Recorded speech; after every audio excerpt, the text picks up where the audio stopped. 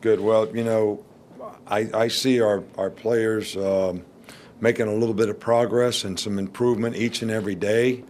Um, we got a little rain today, so we had to go inside, which made the conditions for them a little bit easier, I think. It's a little easier for them to focus.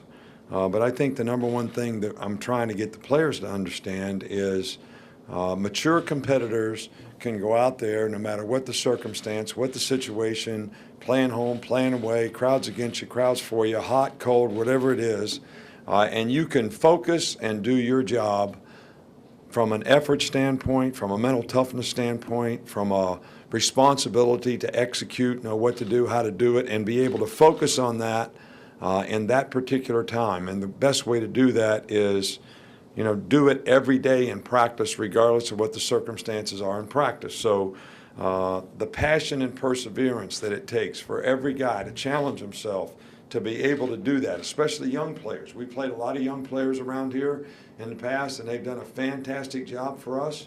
But that's the thing that they have to show that they can do. Have the maturity as a competitor to be able to stay focused in critical times so they can do their job consistently for the team. And that's what we're trying to evaluate, because this fall camp is all about how many guys can we put in a position that can help us play winning football, that we're going to invest our time in and coach. And every day in practice, especially when the scrimmages come, we're making those kind of evaluations on all the personnel. Because when camp is over and we start playing these games, those are the guys that we're going to have to invest our time in. So there are some young guys out there that have shown that at times. But for us to have the kind of depth on our team that we need to have, we're going to need some of these guys to step up for us in certain places, certain positions on the field. And that's what we're trying to get evaluated, right now.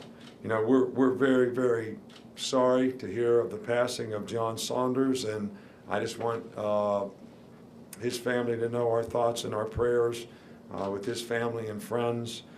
He was a first-class gentleman and a first-class journalist, and someone that we always really enjoyed working with, and very, very sorry to hear, about his passing. We have done everything that we can do institutionally to allow the conference to make the decision about whatever they decide is in the best interest of the conference and the SEC rules relative to Maurice Smith. So that is past us now. It's beyond us. So we don't really need to talk about that anymore, and I don't have any other comments, to make about it. So we're trying to focus on the guys that we have here and what we need to do to help those guys have a chance to be successful. We'll start right up here with Mark Burnett.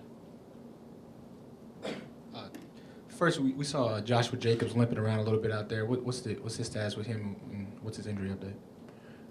He has a little thigh contusion, but I think he'll be just fine in a day or two. He's day to day. He actually practiced one day with it, and then we decided not to practice him for a day, so we're just trying to get some of the swelling out, and then I think he'll be fine. Far side with Matt. Coach, what have you seen from Kendall Sheffield and Bradley Bozeman through the early part of camp? How have they looked?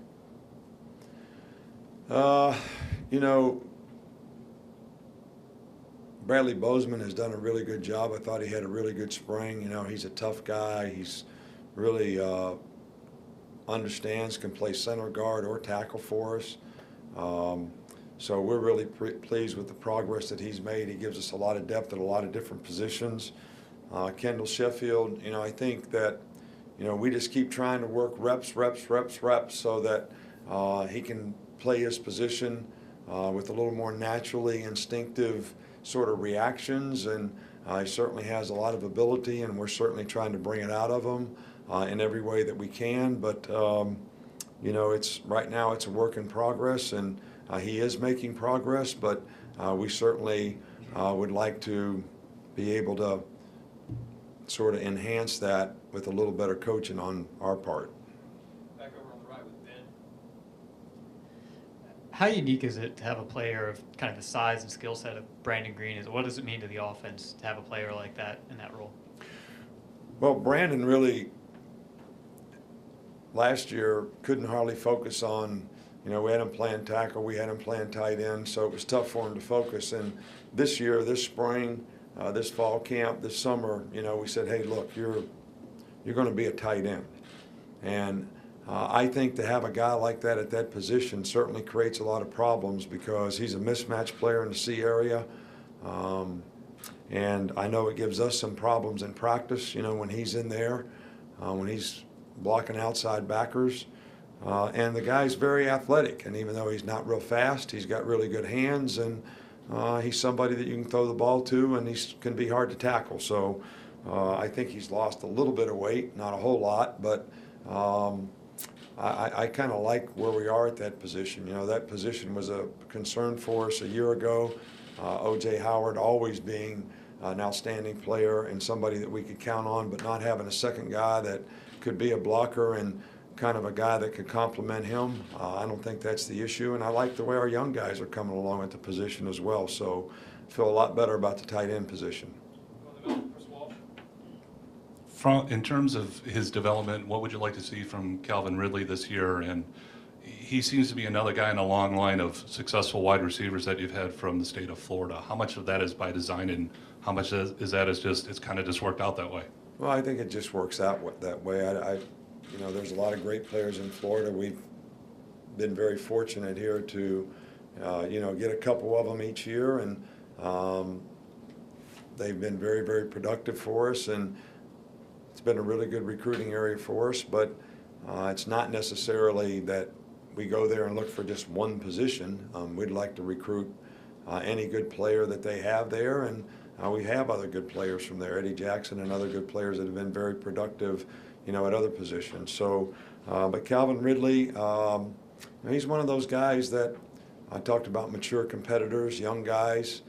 He showed that last year and was very, very productive, made great improvement throughout the season, and ended up having great production.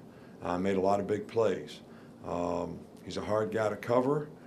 He's gotten a little bigger and stronger, and certainly has big play potential, and I have not seen, any sort of attitude out of him that, I'm still not working hard, I'm still not trying to get better. I mean, he's doing all the things that he needs to do to be sort of a dominant player at his position, and hopefully we'll be able to see great production from him this year.